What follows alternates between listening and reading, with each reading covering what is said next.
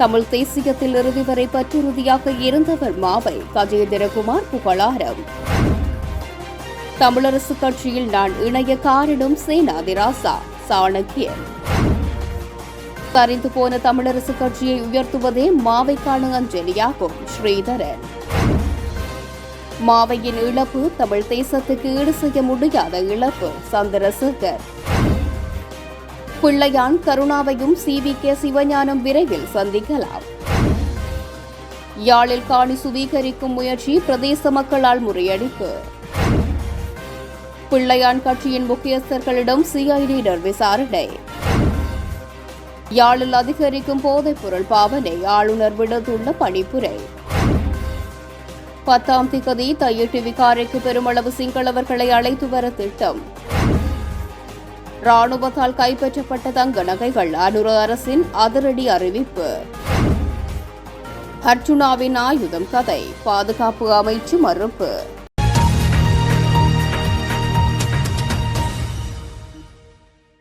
தமிழ் தேசியத்தின் கொள்கையில் இறுதி வரை பற்றுறுதியாக இருந்தவர், தன்னுடைய வாழ்நாளை தமிழ் மக்களின் அரசியலுக்காக அர்ப்பணித்த ஒரு தலைவர் மாவை சேனாதிராசா என பாராளுமன்ற உறுப்பினர் கஜேந்திரகுமார் பொன்னம்பலம் இன்றைய தினம் சபையில் தெரிவித்தார்.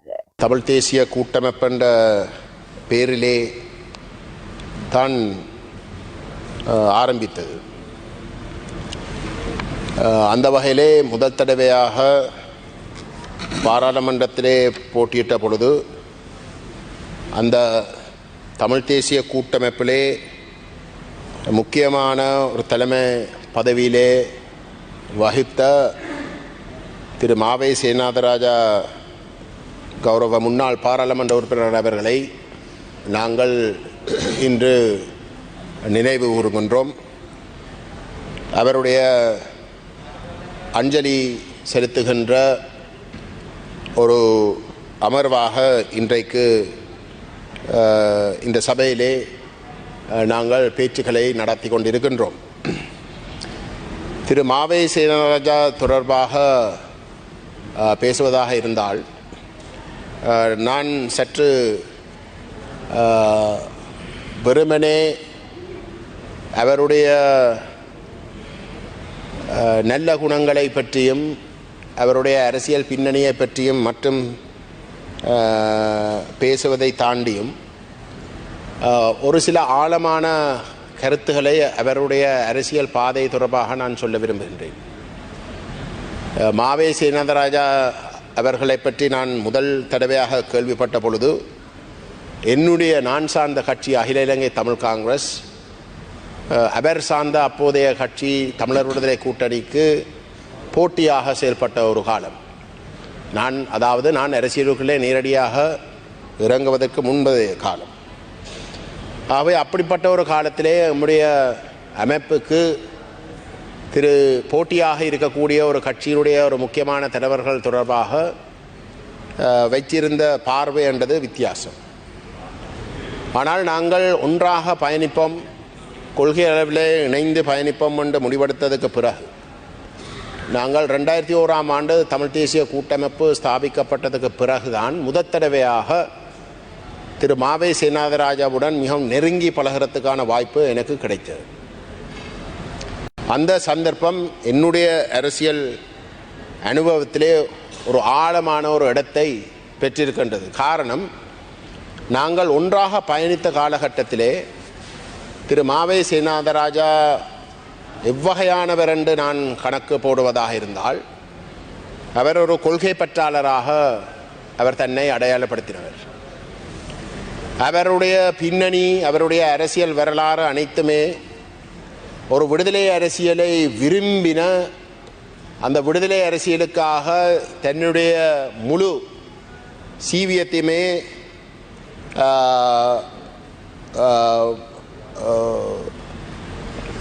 அவருடைய முழு வாழ்க்கையுமே அந்த பாதைக்கு செலுத்தின ஒருவருடைய பண்புகள் தான் வெளிவந்தது. அவர் ஒவ்வொரு கட்டத்திலையும் என்னோடு பேசுகின்ற பொழுது கொள்கை ரீதியாக நாங்கள் அந்த 2001ஆம் ஆண்டிலிருந்து 2008ஆம் ஆண்டு வரைக்கும் போர் நடைபெற்ற கடைசி காலப்பகுதி வரைக்கும் எந்த ஒரு இடத்திலேயும் கொள்கை ரீதியாக நாங்கள் முரண்பட்டது கிடையாது. நாங்கள் பல்வேறு கட்சிகளுடைய பின்னணியில் இருந்து வந்தாலும் கூட நாங்கள் பொதுவாக இயங்குறதுக்கு முடிவெடுத்ததுக்கு பிற்பாடு அனைத்து விடயங்களிலும் அவர் உண்மையிலே அனைத்து விடயங்களிலும் சிலவழிலே தன்னுடைய கட்சியிலே இருக்கக்கூடிய முக்கியமான உறுப்பினர்களோடு வேறுபட்டு இருந்தாலும் கூட எங்களோடு அவர் எந்த ஒரு இடத்திலும் வேறுபட்டு செயல்படவில்லை. ஆகவே அவருடைய செயல்பாடுகள் அனைத்தும் நான் அறிந்த அளவுக்கு தமிழ் மக்களுடைய உரிமைகளை மையப்படுத்தி தன்னாலே செய்யக்கூடிய அனைத்து பங்களிப்பையும் தனக்கென்று மட்டும் விட்டிருந்தால், தானாக முடிவெடுக்கக்கூடிய ஒரு நிலைமை இருந்திருந்தால் நிச்சயமாக அந்த மக்களுடைய நலன்களை பற்றி மட்டும் சிந்தித்து அந்த மக்களுடைய நலன்களுக்காக மட்டும் செயல்படுகின்ற ஒரு தலைவராக அவர் நிச்சயமாக இருந்திருப்பார் என்றதில் எனக்கு எந்த விதமான சந்தேகமும் கிடையாது. ஆனால் உங்களுக்கு நன்றாக தெரியும் கௌரவ சபாநாயகர் அவர்களே, ஒரு அரசியல் கட்சி என்று பார்க்கின்ற பொழுது அதில் பல்வேறு தரப்புகளுடைய கருத்துகள் அதில் இருக்கும்.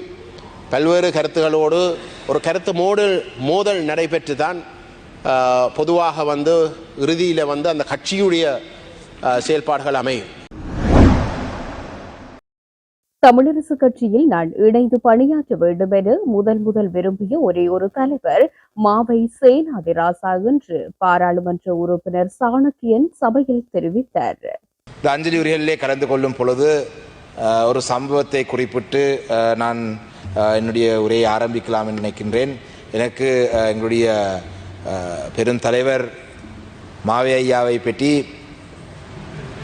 அதிகூடிய அளவு மனதிலே பதிஞ்ச ஒரு சம்பவம். நான் நினைக்கின்றேன் நாங்கள் பாராளுமன்ற உறுப்பினர்களும் நாட்டினுடைய ஜனாதிபதிக்கும் இடையிலான பல சந்திப்புகள் கடந்த 9வது பாராளுமன்றம் நடந்த பொழுது 9வது பாராளுமன்றத்தில் நடந்தது. அவ்வாறான ஒரு சந்திப்பின் பொழுது நான் நினைக்கிறேன் ஜனாதிபதியாக இருந்த ரணில் விக்ரமசிங்க அவர்கள் இன்று இந்த பாராளுமன்றத்துக்கு அன்றைய நாளிலே இந்த பாராளுமன்ற கட்டடத்துக்குள்ளே இலங்கை தமிழரசு கட்சியை சேர்ந்த எங்களை சந்தித்த பொழுது அவர் பல விடயங்களை பற்றி ஜனாதிபதி அவர்கள் பேச முன் வந்த பொழுது எங்களுடைய கட்சியினுடைய முன்னாள் தலைவரும் மறைந்த மாவை ஐயா அவர்கள் மிக தெளிவாக அதாவது அவர் ஒரு இளம் வயதிலே இருந்து அவருடைய அரசியல் வாழ்க்கையை பார்த்தால் 2 விடயங்கள் இருக்கின்றது. ஒன்று, ஒரு இளம் வயதிலே ஒரு புரட்சிகரமான ஒரு வீரனாக இளைஞர்களை கவர்ந்து பல இளைஞர்களையும் உள்ளித்த ஒரு இளைஞராக ஒரு போராளியாக இருந்த மாவை சேனாதிராஜா அவர்களும், அதனைத் தொடர்ந்து ஒரு பெரும் அரசியல் கட்சியினுடைய பிரதானமான தமிழ் அரசியல் கட்சியினுடைய தலைவராக இருந்த மாவை சேனாதிராஜாகவும் என்ற 2 வகையாக அவருடைய அரசியல் வாழ்க்கையை நாங்கள் பார்க்கலாம்.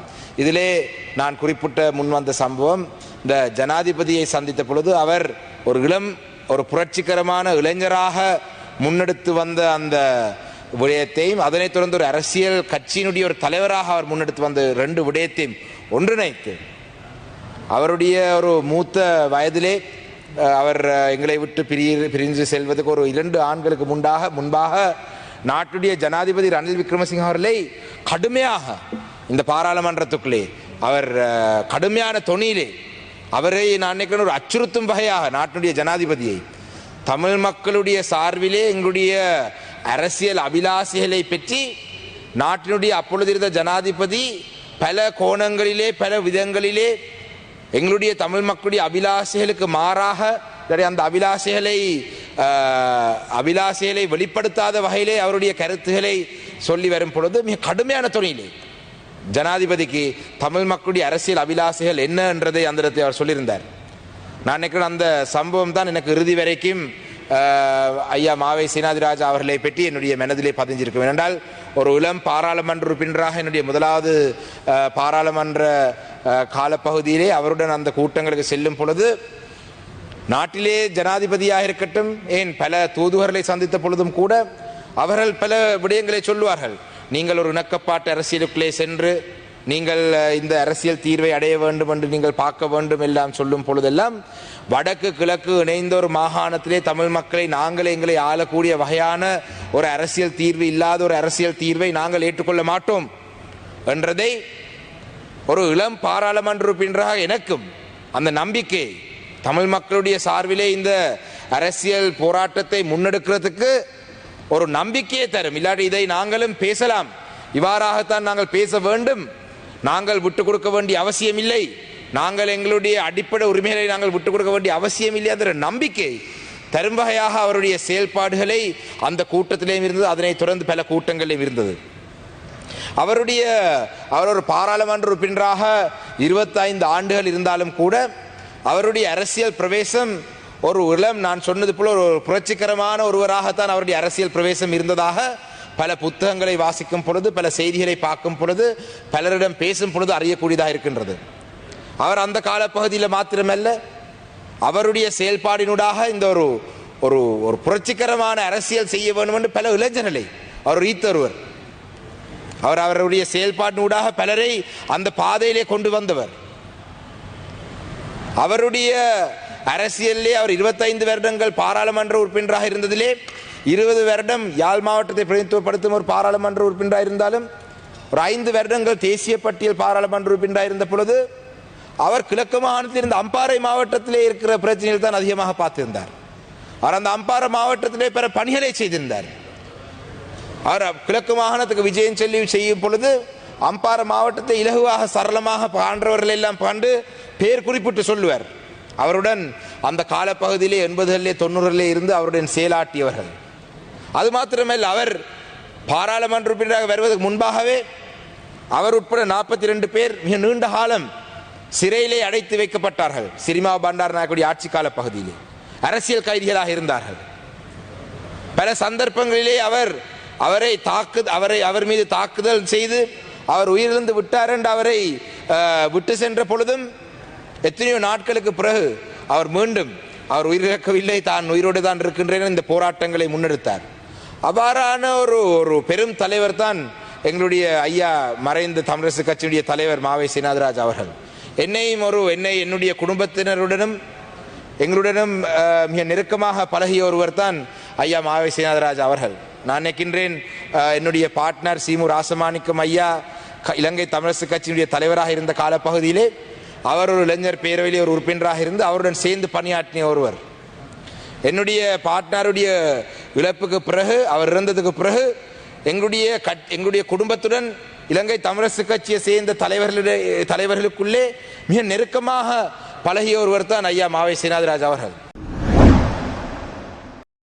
சரிந்து போயுள்ள தமிழரசு கட்சியை மீண்டும் உரிய தடத்தில் நிலைநிறுத்துவதும் தமிழ் தேசிய கொள்கையில் பற்றுறுதியாக தொடர்ந்தும் செயற்படுவதே மாவை சேனாதிராசாவின் ஆத்ம ஈடேற்றத்துக்கான அஞ்சலியாக இருக்கும் என பாராளுமன்ற உறுப்பினர் சிவஞானம் ஸ்ரீதரன் சபையில் தெரிவித்தார். யாழ்ப்பாணத்தில் நடைபெற்ற தமிழரசு கட்சியின் 7வது மாநில மாநாட்டில் நிறைவேற்றப்பட்ட தீர்மானத்திற்கு அமைய 1961 பிப்ரவரி 20 ஆரம்பிக்கப்பட்ட சத்தியாகிரக போராட்டத்தில் பங்கேற்றதன் மூலம் மாவை சேனாதிராஜா அவர்களின் போராட்ட வாழ்வு ஆரம்பித்ததெனலாம். பின்னர் இலங்கை தமிழரசு கட்சியின் இளைஞரணி உறுப்பினராக, ஈழத்தமிழர் இளைஞர் இயக்கத்தின் செயலாளராக, தமிழர் விடுதலை கூட்டணியின் தமிழ் இளைஞர் பேரவையின் செயலாளராக கால பெறுமதிமிக்க அரசியல் பணியாற்றிய இவர் 1969 முதல் 1983 வரையான காலப்பகுதியில் இலங்கை அரசால் கைது செய்யப்பட்டு மட்டக்களப்பு மெகசின், வெலிக்கடை உள்ளிட்ட 8 சிறைச்சாலைகளில் 7 ஆண்டுகள் தடுத்து வைக்கப்பட்டார். 1989ஆம் ஆண்டு நாடாளுமன்ற தேர்தலின் பின்னர் தமிழரசின் மூத்த தலைவரும் அப்போதைய நாடாளுமன்ற உறுப்பினருமான அப்பாப்பிள்ளை அமிர்தலிங்கம் அவர்களின் மறைவின் பின்னர் தேசிய பட்டியல் மூலம் நாடாளுமன்ற உறுப்பினராக தெரிவாகி ஈழத்தமிழர்களின் உரிமை குரலாக நாடாளுமன்றத்தின் உள்ளும் வெளியும் ஒலிக்கத் தொடங்கினார். ஈழ விடுதலை போராட்ட எழுச்சியின் போதும் அதன் வீழ்ச்சியின் பின்னான தமிழ் தேசிய அரசியல் தளத்திலும் மாவை சேனாதிராஜா அவர்களது பணிகளின் கனதி மிகப்பெரியது. ஒடுக்குமுறைக்கும் இன அழிப்புக்கும் உள்ளாக்கப்பட்ட ஒரு இனத்தின் அரசியல் குரலாக இருந்து பன்னாட்டு அரசியல் ஒழுங்கிலும் ஜெனீவா அரங்கிலும் தன்னாட்சி உரிமை கோரும் ஈழத்தமிழரின் அரசியல் பயணத்திற்கு அங்கீகாரம் தேடும் வரலாற்று பணியை அவர் தன் வாழ்வாக்கி கொண்டவர்.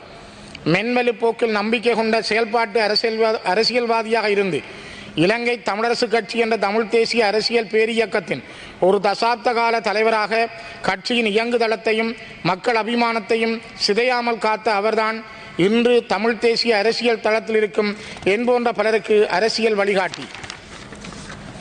உள்நாட்டு மற்றும் பன்னாட்டு அரசியல் தளம்பல் மிகுந்திருந்த 2014 செப்டம்பரில் இலங்கை தமிழரசுக் கட்சியின் தலைவராக பொறுப்பேற்றுக் கொண்டது முதல் தன் அந்திமத்தின் போதான இறுதி கணம் வரை எமது கட்சியின் தலைவராக தெளிவார்ந்த அரசியல் செயல்பாடுகளே அவரது தெரிவுகளாயிருந்தன. வட்டுக்கோட்டை தீர்மானம் தொடக்கம் இன்றைய நாள் வரையும் தமிழ் மக்கள் அவாவி நிற்கும் தீர்க்கம் மிகு அரசியல் தீர்வை எமக்கு கிடைத்த ஜனநாயக சந்தர்ப்பங்களிலெல்லாம் எமது இனம் ஒருமித்து வெளிப்படுத்தியே வந்திருக்கிறது. அதன் தொடர்ச்சியாக 2009ஆம் ஆண்டு முள்ளிவாய்க்காலில் மேற்கொள்ளப்பட்ட கட்டமைக்கப்பட்ட இனப்படுகொலையின் பிற்பாடு பன்னாட்டு சமூகத்துடன் இணைந்து தமிழ் மக்களுக்கு அவர்களின் நியாயபூர்வமான அரசியல் அபிலாஷைகளை நிறைவு செய்யக்கூடிய அர்த்தமுள்ள அரசியல் தீர்வு நோக்கிய பயணத்தில் உலகத்தின் எதிர்பார்ப்பை அங்கீகரித்து இலங்கை அரசாங்கத்தின் போருக்கு பிந்திய நிலைப்பாட்டாலும் சிங்கள பௌத்த பேரினவாத சிந்தனையினாலும் பின்னடைவுகளை எதிர்கொள்ள நேரிட்ட போதும் அமரர் மாவை சேனாதிராஜா அவர்கள் எல்லா வகை சமாதான முன்முயற்சிகளுக்காகவும் மிக கடுமையாக உழைத்திருந்தார். போருக்கு பின்னர் யாழ்ப்பாணத்தை மையப்படுத்தி கட்டமைக்கப்பட்டிருந்த தமிழரசு என்ற அரசியல் ஆலமரம் கிளிநொச்சி மண்ணிலும் விழுதறிந்து வளர்ந்ததில் மாவை அண்ணனின் பங்கே விரவி இருக்கிறது. தமிழ் தேசியத்தின் இருப்பையும் இனத்துவ உரித்தையும் அவாவி நிற்கும் ஓர் அரசியல் கட்சியின் பயணம் தடம் மாறாததாக இருக்க வேண்டுமெனில் அது முழுக்க முழுக்க மக்கள் மயப்பட்டதாக, மக்களின் மன உணர்வுகளுக்கு நெருக்கமானதாக இருக்க வேண்டும் என்பதை தனது அரசியல் அனுபவத்தால் உற்றுணர்ந்த மாவையண்ணன் ஈழத்தமிழ் சமூகத்தின் இருவரும் சக்திகளாகிய இளைஞர்களையும் மகளிரையும் சமதனத்தில் இழைத்து பயணிக்கும் எல்லா வகை பிரயத்தனங்களிலும் ஈடுபட்டிருந்தார். அத்தகைய முதிர்ச்சிமிக்க அவரது செயல்பாடுகளின் பயன் விளைவினால்தான் தமிழ் தேசியம் அதன் கொள்கை இறுக்கமும் கொதிநிலையும் தாழாது அடுத்த சந்ததியிடத்தே இன்று கையளிக்கப்பட்டிருக்கிறது. ஈழத்தமிழர்களின் தன்னாட்சி உரிமைக்காகவும் நீடித்த செழுமைமிகு இருப்புக்காகவும் தொலைநோக்கான வழிகாட்டலை வழங்குகின்ற பொறுப்பை ஏற்று இலங்கை தமிழரசுக் கட்சியையும் மக்களையும் கொள்கை பற்றுறுதியோடு தீர்க்கமான வழிமுறைகளில் முன்னேற்றி சென்ற ஒரு பெருந்தலைவராகவே அவரது மறைவின் பின்னும் மாவை அண்ணனுக்கான அடையாளம் மக்கள் மனங்களில் நிலை பெற்றிருக்கிறது. நாங்கள் ஒரு சுதந்திர அரசியல் இயக்கமாக, மக்கள் திரட்சி நிறைந்த தேசமாக எம்மை உருவாக்கி கொள்ளாத வரை பலவீனமான அரசியல் கோரிக்கையாளர்களாகவே இருக்க வேண்டி ஏற்படும் என்பதை உணர்ந்தவராக தமிழரசுக் கட்சியை மக்கள் பேரியக்கமாக வழிநடாத்தி செல்ல வேண்டும் என்ற நேர்த்திமிகு சிந்தனையில் பின்வாங்காத பெருந்தலைவராக இருந்த எனது அரசியல் வழிகாட்டியும் எமது கட்சியின் மறைந்த பெருந்தலைவருமாகிய அண்ணன் மாவை சேனாதிராஜா அவர்களின் தடங்களை இறுக பெற்றியபடி சரிந்து போயிருக்கக்கூடிய தமிழரசின் செயலூக்கத்தினை மீள நிலைநிறுத்துவதற்காக தமிழ் தேசிய ஆர்வலர்களோடும் தொண்டர்களோடும் இணைந்து ஒழுகி எமது அரசியல் இயக்கத்தை நிலைநிறுத்துவதன் வழி ஈழத்தமிழினத்தின் விடுதலை நோக்கிய பயணத்தை இதய சுத்தியோடு முன்கொண்டு செல்ல உழைப்பதுவே அன்னாருக்கான உயரிய அஞ்சலி என்பதை உணர்ந்த ஒருவனாக அத்தகையதொரு மன உறுதியோடு அவரது மறைவுக்கான எனது அஞ்சலிகளை தெரிவிப்பதோடு அண்ணன் மாவை சேனாதிராஜா அவர்கள் 2001ஆம் ஆண்டு 11ஆம் மாதம் 28ஆம் தேதி ஒரு யுத்தம் நிறைந்து யுத்தத்தினுடைய நடுப்பகுதி காலத்திலே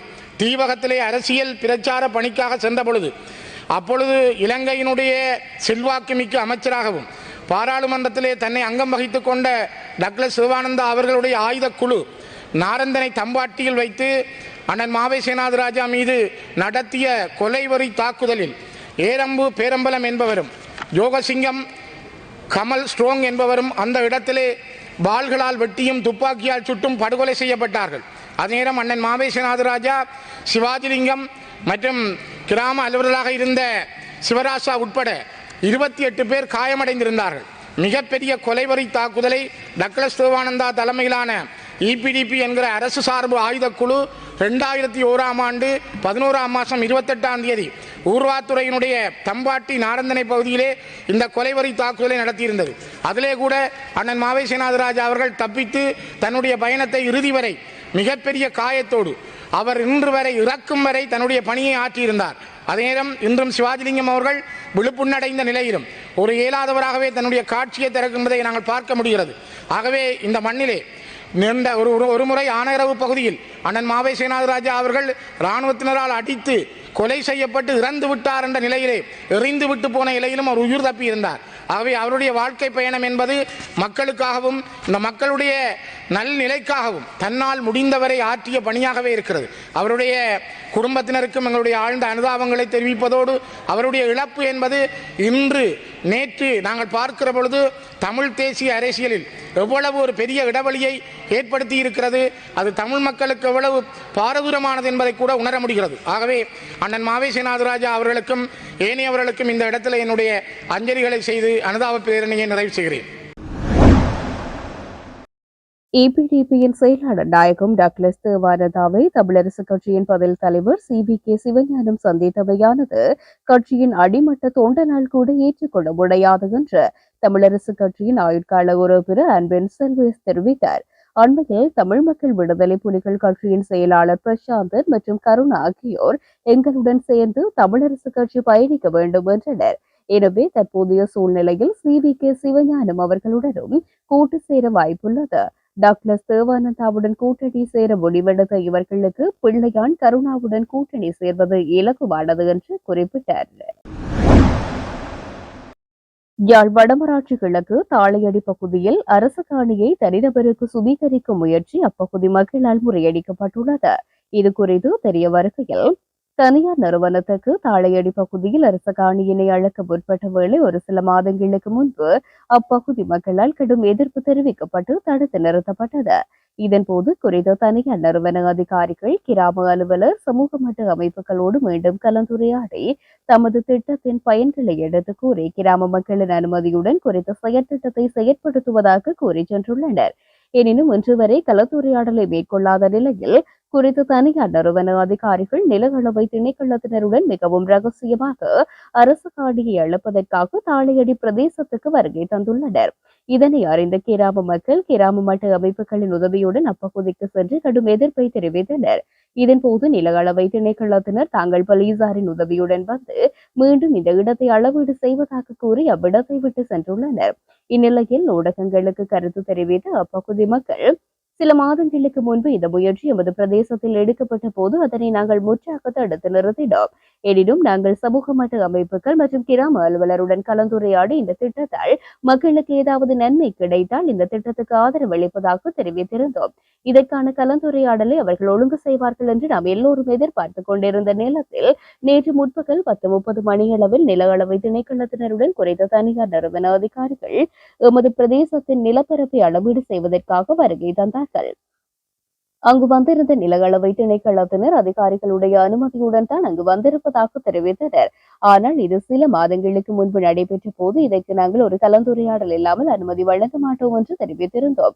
எமது பிரதேசத்தில் பல குடும்பங்கள் புதிதாக திருமணம் முடித்து காணியற்று இருக்கின்றார்கள். அவர்களுக்கு காணி பகிர்ந்து கொடுப்பதற்கான எந்தவித நடவடிக்கையும் பிரதேச செயலகத்தால் எடுக்கப்படவில்லை. இது எமது பிரதேசத்தில் இருக்கின்ற அரச காணிகள் வனஜீவராசிகள் திணைக்கள காணிகள் தொடர்பான வரைபடத்தை எங்களுக்கு தருமாறு பிரதேச செயலரிடம் கூறியிருந்தோம். ஆனால் அவர் இன்று வரை தரவில்லை. நில அளவை திணைக்களத்தினருக்கும் பிரதேச செயலருக்கும் ஒரு கடிதம் கையளித்திருக்கின்றோம். எமது நாட்டினுடைய பொருளாதாரத்துக்கும் வளர்ச்சிக்கும் நாங்கள் எதிரானவர்கள் அல்ல. அவர்கள் கூறியது போன்று எங்களது மக்களுடன் கலந்துரையாடாமல் இதனை அளவீடு செய்ய முயற்சித்ததால் நாங்கள் இந்த திட்டத்துக்கு முற்றாக தடை விதிக்கின்றோம் என்றும் அப்பகுதி மக்கள் தெரிவித்தனர். மட்டக்களப்பில் தமிழ் மக்கள் விடுதலை புலிகள் கட்சியின் உபதலைவர் உட்பட 3 பேரை CIDக்கு வரவழைத்து விசாரணையின் பின்னர் விடுவித்துள்ளனர்.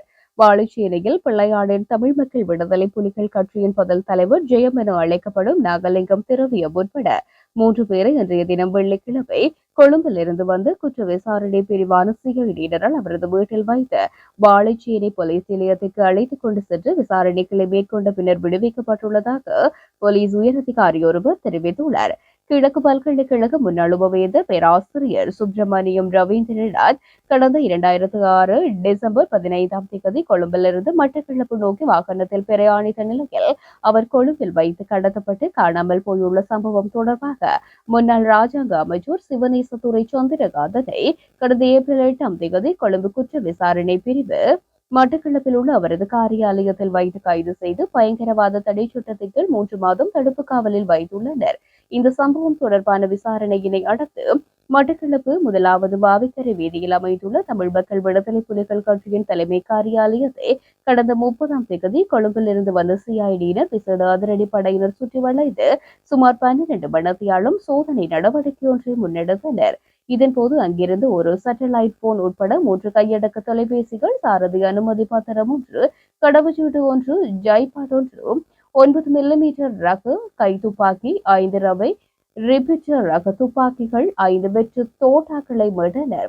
இதனை அடுத்து கைப்பற்றப்பட்ட சேட்டலைட் போன் தொடர்பாக டிஎம்பி கட்சியின் வாழைச்சேனியை சேர்ந்த மார்க்கன் என அழைக்கப்படும் ஐயாதுரை ரவி மற்றும் அவரின் உதவியாளர் குமரன் ஆகிய இருவரையும் நேற்றைய தினம் வியாழக்கிழமை வாழைச்சேனை போலீஸ் நிலையத்திற்கு சிஐடியினர் வரவழைத்து சுமார் 5 மணித்தியாலும் விசாரணைகளை மேற்கொண்டு பின்னர் அவர்களை விடுவித்துள்ளனர்.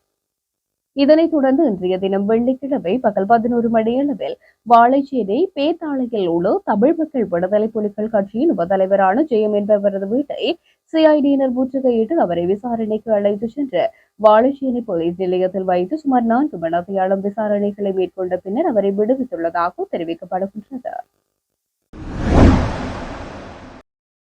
யாழ்ப்பாணம் தையிட்டியில் சட்டவிரோதமாக அமைக்கப்பட்டுள்ள திஸ்ஸவிகாரையில் வழிபாட்டு நடவடிக்கைகளுக்காக ஆயிரக்கணக்கான சிங்கள மக்களை கொண்டு வருவதற்கு தெற்கில் முயற்சிகள் இடம்பெற்று வருவதாக நம்பகரமாக அறிய முடிகின்றது. எதிர்வரும் 10ஆம் தேதி பௌர்ணமி தினத்தன்று திஸ்ஸவிகாரையில் வழிபாடுகள் இடம்பெறவுள்ளன. அந்த வழிபாடுகளுக்காகவே ஆயிரக்கணக்கான சிங்கள மக்களை கொண்டு வருவதற்கு நடவடிக்கை எடுக்கப்பட்டுள்ளது.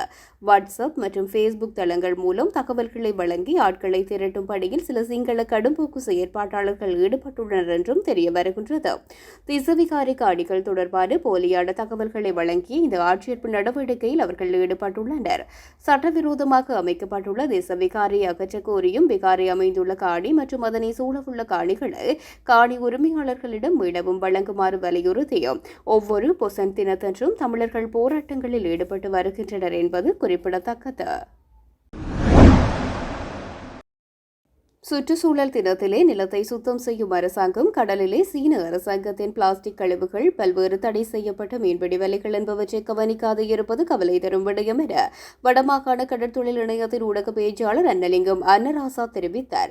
யாழில் நேற்றைய தினம் வியாழக்கிழமை இடம்பெற்ற ஊடக சந்திப்பின் போது அவர் இதனை தெரிவித்தார். சுற்றுச்சூழல் தினம் என்பதால் நிலத்திலே காணப்படும் பிளாஸ்டிக் கழிவுகள் பொலித்தீன் அகற்றும் பணி யாழ் மாவட்டத்திலும் ஏனைய பகுதிகளிலும் முன்னெடுக்கப்படுகின்றது. ஆனால் கடலிலே காணப்படும் சட்டவிரோத கடல் அட்டை பண்ணைகள் மற்றும் சீன அரசாங்கத்தின் பிளாஸ்டிக் கழிவுகள் உள்ளிட்ட பல்வேறு கழிவுகளை அகற்றாமல் அதனை மீன்களும் உண்டு, அதை நாமும் உண்டு, பல்வேறு நோய்களுக்கு வழிவகுக்கும் இந்த செயற்பாட்டை தடை செய்யாமல் இருப்பது கவலை தருகின்றது. பருத்தி தீவிலே அமைக்கப்பட்ட சீன அரசாங்கத்தின் கடல் அட்டை பண்ணையில் பல்வேறு பிளாஸ்டிக் கழிவுகள் காணப்படுகின்றன. அவை அகற்றப்படவில்லை. இதற்கு தற்போதுள்ள அரசாங்கம் தமிழ் அரசியல்வாதிகள் உள்ளிட்டோர் கவனம் செலுத்தி நடவடிக்கை எடுக்க வேண்டும் என்று கேட்டுக்கொண்டார். ராணுவத்தால் கைப்பற்றப்பட்ட தங்க நகைகளுக்குரிய ஆவணங்களை உறுதிப்படுத்தாவுடன் அந்த நகைகளின் ஒரு தொகை வடக்கு பொது அபிவிருத்திக்கு பயன்படுத்தப்படும் என சபை முதல்வர் பிமல் ரத்நாயக்க தெரிவித்துள்ளார். எனினும் தங்க நகைகளுக்குரிய ஆவணங்களை உரியவர்கள் உறுதிப்படுத்தினால் அவர்களுக்கு நகைகள் வழங்கப்படும் என்றும் குறிப்பிட்டார். அவர் மேலும் தெரிவிக்கையில், யுத்த காலத்தில் வடக்கில் ராணுவத்தால் கைப்பற்றப்பட்ட தங்க நகைகள் ஜனாதிபதியின் பணிப்புக்கு அமைய சட்ட நடவடிக்கைகள் ஊடாக காவல்துறை திணைக்களத்துக்கு ஒப்படைக்கப்பட்டுள்ளது. இந்த தங்க நகைகள் யுத்த காலத்தின் போது வடக்கு மாகாணத்தால் இருந்து கைப்பற்றப்பட்டுள்ளது. இந்த தங்க நகைகள் ரசாயன பகுப்பாய்வுக்கு உட்படுத்தப்பட்டுள்ளது. அறிக்கை பெற்றுக் கொள்வது அவசியமாகும். இந்த நிலையில் அறிக்கை கிடைத்ததன் பின்னர் அவற்றை உரியவர்களுக்கு ஒப்படைப்பது அரசாங்கத்தின் நோக்கமாகும். வடக்கு அபிவிருத்திக்கு இந்த தங்க நகைகளின் ஒரு தொகையையும் அரசாங்கத்தால் ஒரு தொகையையும் வைப்பிலிட இதற்கு பொது நிதியம் ஒன்று ஸ்தாபிக்கப்படும். வெளிநாடுகளில் வாழும் தமிழர்கள் இந்த அபிவிருத்தி திட்டத்தில் பங்கு பெற்றுவதற்கான வாய்ப்பு அளிக்கப்படும் என்றும் சபை முதல்வர் பிமல் ரத்நாயக்க தெரிவித்துள்ளார். விடுதலை புலிகளின் தலைவர் வேலுப்பிள்ளை பிரபாகரனின் ஆயுதங்களே 300 கொள்கலன்களில் கொழும்பு வந்தன என நாடாளுமன்ற உறுப்பினர் ராமநாதன் அர்ஜுனா தெரிவித்துள்ளதை பாதுகாப்பு அமைச்சு நிராகரித்துள்ளது. நாடாளுமன்ற உறுப்பினர் தெரிவித்துள்ள விடயங்கள் முற்றிலும் ஆதாரமற்றது, பொய்யானது என்று பாதுகாப்பு அமைச்சின் செயலாளர் வைஸ் மார்ஷல் சம்பத் துயகோந்தா தெரிவித்திருக்கின்றார். இந்த குற்றச்சாட்டுகளை உறுதிப்படுத்தும் ஆதாரங்கள் எவையும் இல்லை என்று தெரிவித்துள்ளார். தேசிய பாதுகாப்பு விடயங்களை அரசியல் மயப்படுத்தக்கூடாது, பொது அரங்குகளில் பிழையாக சித்தரிக்கக்கூடாது என்று குறிப்பிட்டார்.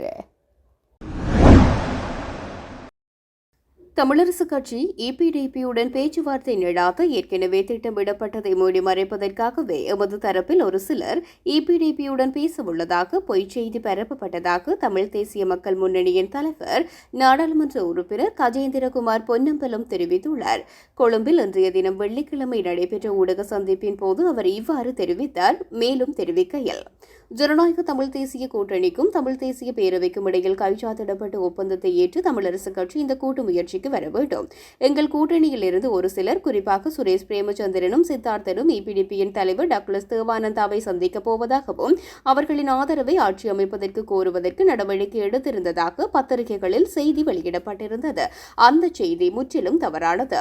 ஜனநாயக தமிழ் தேசிய கூட்டணிக்கும் தமிழ் தேசிய பேரவைக்கும் இடையில் நடைபெற்ற கொள்கை ரீதியிலான ஒப்பந்தத்தை கொச்சைப்படுத்துவதற்காக திட்டமிட்டு பரப்பப்பட்ட பொய்யான அந்த செய்தியை நாங்கள் நிராகரிக்கின்றோம்.